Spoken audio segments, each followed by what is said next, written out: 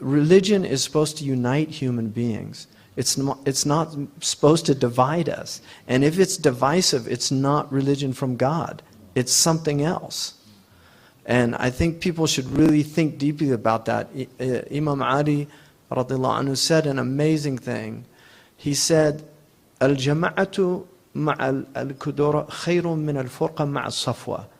That the group with its impurities is better than sectarianism with its purity. That really think deeply about that. You know, that religion is here to unite us. It's not here to divide us. And if it's dividing us, it's not God's religion. It's something else.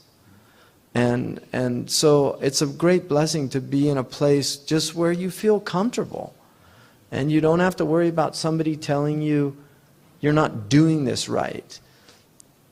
You know, and if somebody did correct you, it would be out of love and not out of this arrogant, pious, self-righteous attitude of superiority. And so this type of religion, we have to fight it, really, because it's killing the soul of the Muslims. And it's all over the place now. You know, these memes, to use Dawkins, I don't really like to use Dawkins' terms, but you know, he came up with the idea of memes that are like viruses, intellectual viruses. And we've got these intellectual viruses that are making our community sick. And we really need to, you know, wash our hands, you know, in order not to get, right? You wash your hands. We have to clean our, you know, really purify ourselves, just to make sure we're not infected by these attitudes and this arrogance and these things that are so antithetical to the Muslim spirit.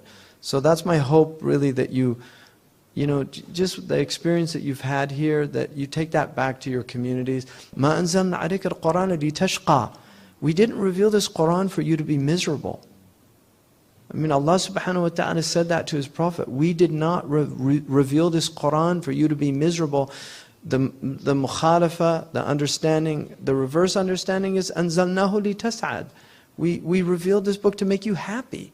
So if Islam is not making you happy, something's wrong with your Islam. And if you're making other people unhappy, you know, woe unto you for driving people out of Islam. You know, and there are people that are driving people away from Islam. And we're in the end game, people. I mean, if you don't see that, I don't know what planet you're living on. We're coming down to end game. Maybe it's 100 years from now. Maybe it's 200. I don't know. Those things are in the knowledge of God. But our Prophet said, بُعِدْتُ وَالسَّاعَ كَهَاتَيْنِ. I was sent, and the end of time are like these two. And he put his wusta and his sababa together, just like that. بُعِدْتُ أَنَا وَالسَّاعَةُ كَهَاتَيْنِ. I was sent, and the hour is like this. That was 1,400 years ago. And in terms of how long humans have been here, it's not a long time, 1,400 years. It's just a flash.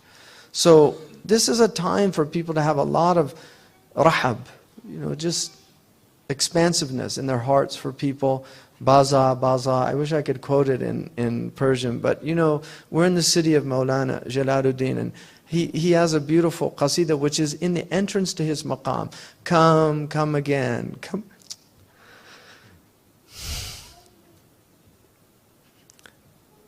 You know, whatever you've done,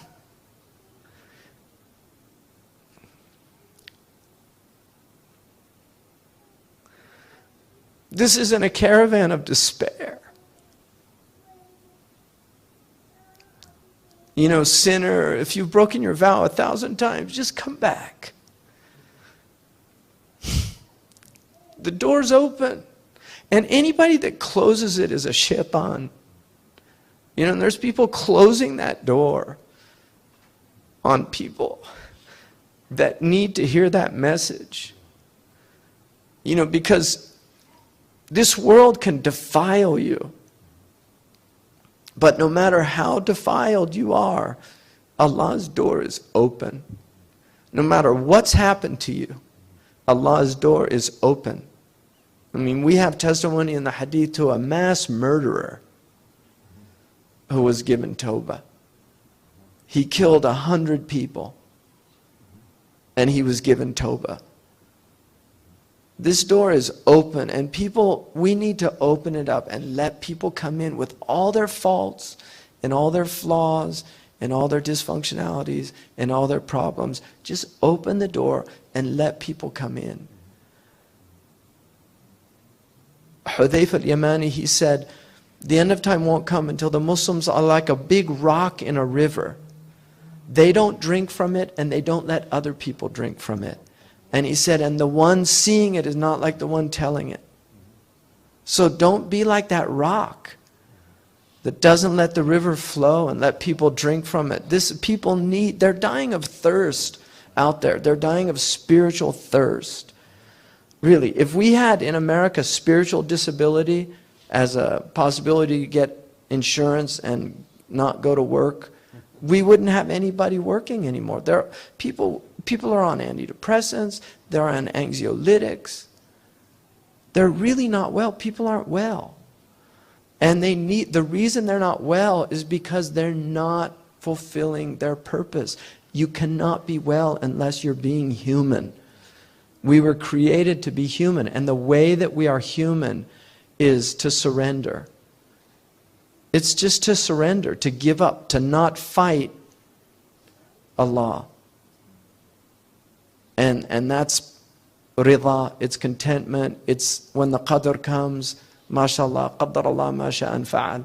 I was in a taxi in Saudi Arabia, and this Saudi man, he said, why do they hate us in America? I told him I was from America. He said, why do they hate us?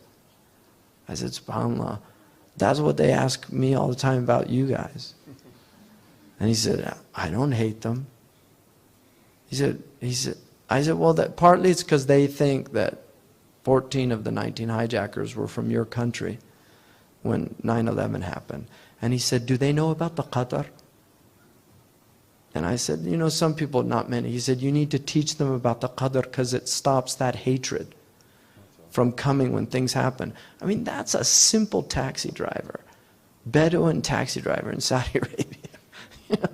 That's a deep theological insight, that people need to see that Allah allows things to happen in the world for a wisdom. Even heinous, evil things that happen.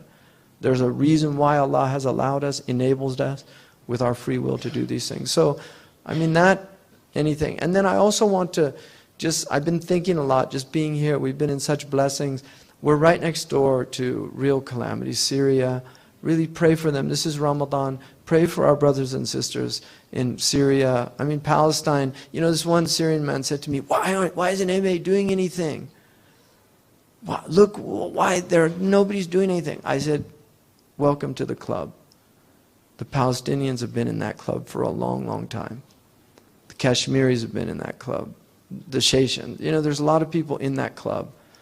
But at least we can do for them is pray. And just ask Allah subhanahu wa ta'ala to help them. And help the people that are helping them. Because it's a beautiful country, Syria. I know people that, I've never been there, but, and now it's just people living really in the most trying situation. So make dua for the people of Syria in this Ramadan. Really ask Allah when you break your fast at Sahur. People of Egypt, Egyptians, they're just a really, I was in Egypt and I marveled at what good nature people were in despite the incredible horrific conditions of Cairo. When I was in Cairo, they just had a sense of humor, and they're really, what's happening now, it's just tragic, really tragic. And these are our brothers and sisters, first and foremost in humanity. Just wherever human beings suffer, we should be troubled by it. But as brothers and sisters in Islam, this is the double bond that we have, the Adamic bond that makes us human, that makes us want to eliminate oppression and suffering for others, but then that bond that binds us as Muslims is a powerful bond. So this is our ummah, and so make dua.